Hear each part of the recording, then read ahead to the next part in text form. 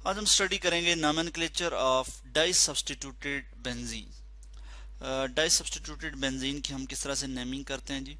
यहाँ पे मैं स्ट्रक्चर दिखा देता हूँ। ये हमारे पास आ जाता है एक स्ट्रक्चर जिसमें इसमें आप देख सकते हैं कि बेंजीन जो है वो डाई सब्स्टिट्यूटेड है, यानी दो सब्स्टिट्यूएंट जो है वो बेंजीन पे अटैच हैं।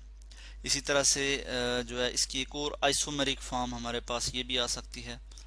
मैं ये भी आपको शो कर लेता हूँ। एक और आइसोमेरिक फॉर्म ये भी है और एक और आइसोमेरिक फॉर्म भी इसकी बन सकती है, और वो क्या है मैं यहाँ पे लिख लूँगा।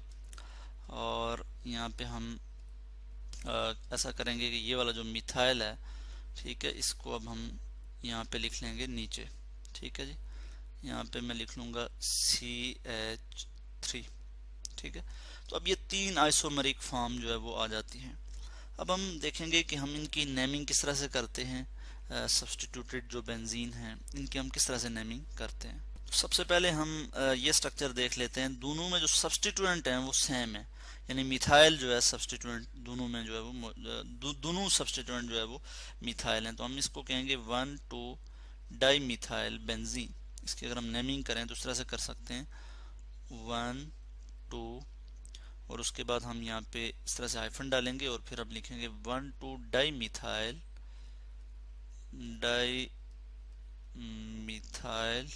बेंजीन।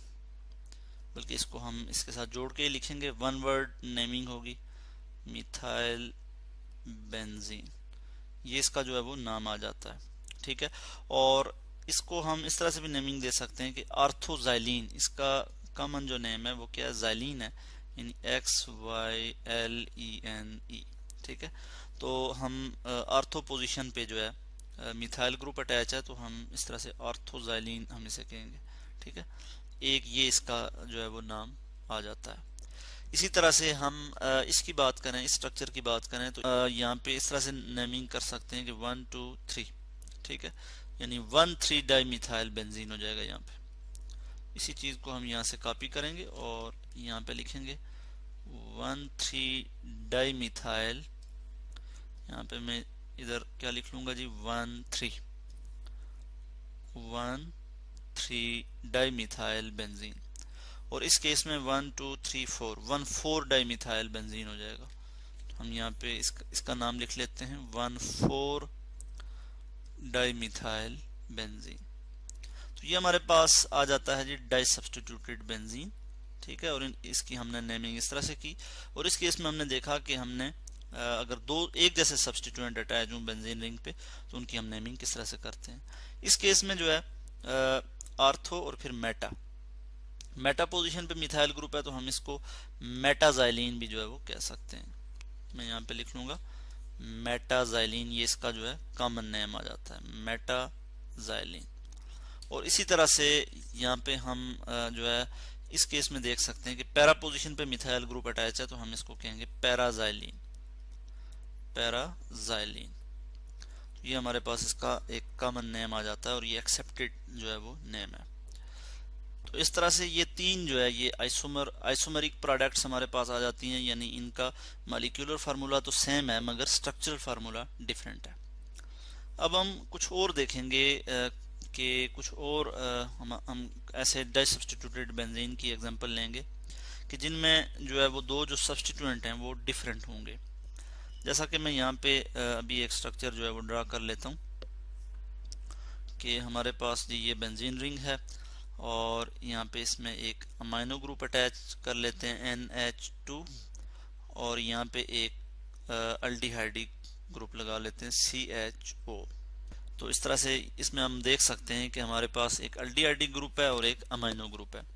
इसी तरह से मैं एक और स्ट्रक्चर भी यहाँ पे लिख लेता हूँ, और इसमें मैं क्या करता हूँ जी कि यहाँ पे एक कार्बोक्सिलिक ग्रुप लगा लेता हूँ COOH, और एक सब्स्टिट्यूएंट जो है वो मैं यहाँ पे हाइड्रोक्सिल ग्रुप जो है वो लगा लेता हूँ। तो ये हमारे पास जो है वो दो स्ट्रक्चर आ जाते हैं जिसमें हम देखते हैं कि बेंजीन जो है डाई सब्स्टिट्यूटेड है और दो डिफरेंट सब्स्टिट्यूएंट अटैच हैं। इसकी हम किस तरह से नेमिंग करते हैं, तो इसके लिए हम देखते हैं यहाँ पे जैसे अल्डिहाइड ग्रुप है और अमाइनो ग्रुप है, तो इसमें हम प्रायोरिटी ऑर्डर देखते हैं। ठीक है। तो प्रायोरिटी आर्डर की अगर मैं यहाँ पे बात करूँ तो सबसे पहले हम प्रायोरिटी देते हैं कार्बोक्सिलिक एसिड को, COOH। मैं यहाँ पे जस्ट आर्डर मेंशन कर लेता हूँ। इसी तरह से अल्डिहाइड ग्रुप को भी हम देते हैं साइनाइड को, CN, साइनो ग्रुप को। इसी तरह से अल्डिहाइडिक ग्रुप की हम बात करते हैं तो CHO, और इसी तरह से उसके बाद हमारे पास प्रायोरिटी आर्डर आता है जी COCH3 साइल ग्रुप को, या फिर हम कहते हैं कीटोन को। और इसी तरह से हमारे पास प्रायोरिटी आर्डर आ जाता है हाइड्रोक्सिल ग्रुप जो कि अल्कोहलिक फंक्शनल ग्रुप है। उसके बाद हमारे पास प्रायोरिटी आर्डर आता है जी अमाइनो ग्रुप, NH2। ठीक हो गया।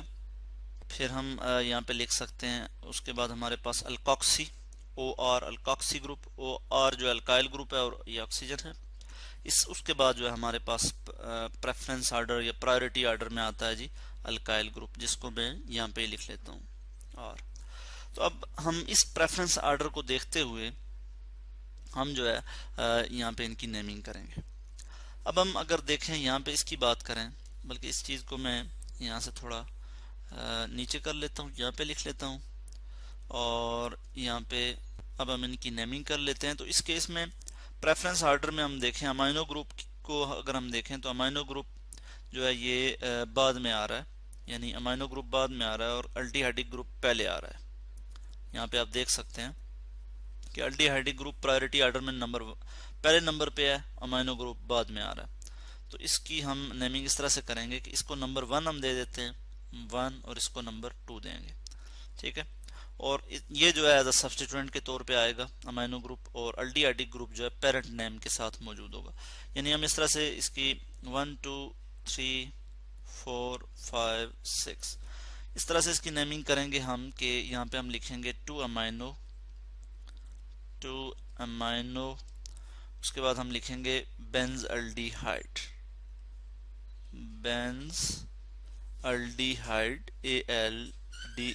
ALDEHYD, 2 amino benzaldehyde. इसी तरह से अगर हम यहाँ पे बात करें कार्बोक्सिलिक ग्रुप की और हाइड्रोक्सिल ग्रुप की, तो कार्बोक्सिलिक ग्रुप प्रेफरेंस आर्डर में नंबर 1 पे है और हाइड्रोक्सिल ग्रुप बाद में आ रहा है। तो हम क्या करेंगे जी, कार्बोक्सिलिक एसिड को नंबर 1 लिखेंगे, 1 2 3 4 5 6।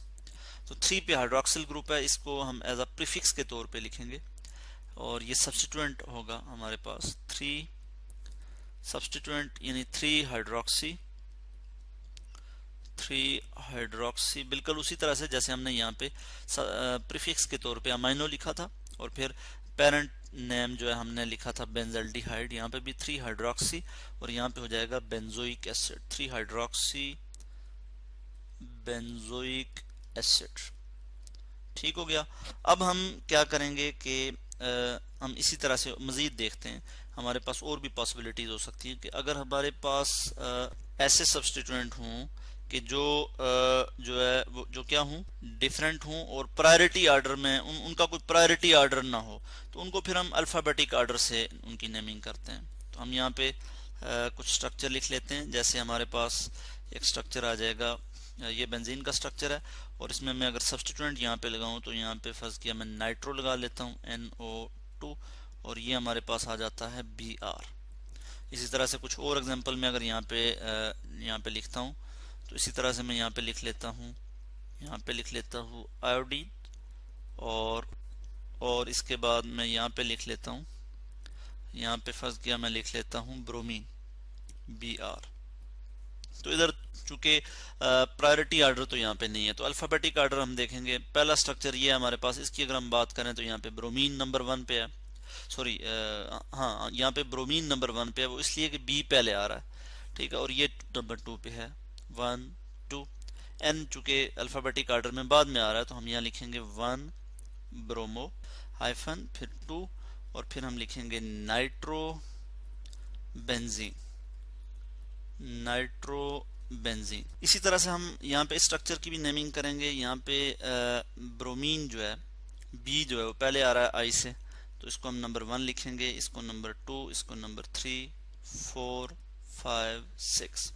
तो 1 ब्रोमो हम यहाँ पे उसी तरह से लिखेंगे, 1 ब्रोमो और उसके बाद हम क्या करेंगे जी, 3 आयोडो और फिर हम लिख लेंगे बेंजीन, 3 आयोडो बेंजीन, BENZENE। तो इस तरह से हमने इसकी नेमिंग कर दी।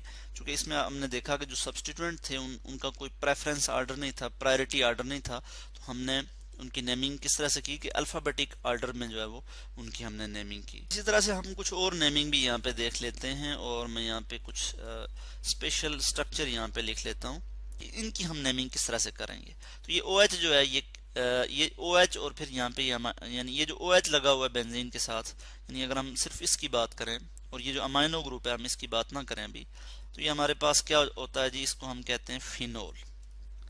इसको हम क्या कहते हैं, इस ग्रुप को हम कहते हैं फिनोल, PHENOL, इसको हम फिनोल कहते हैं।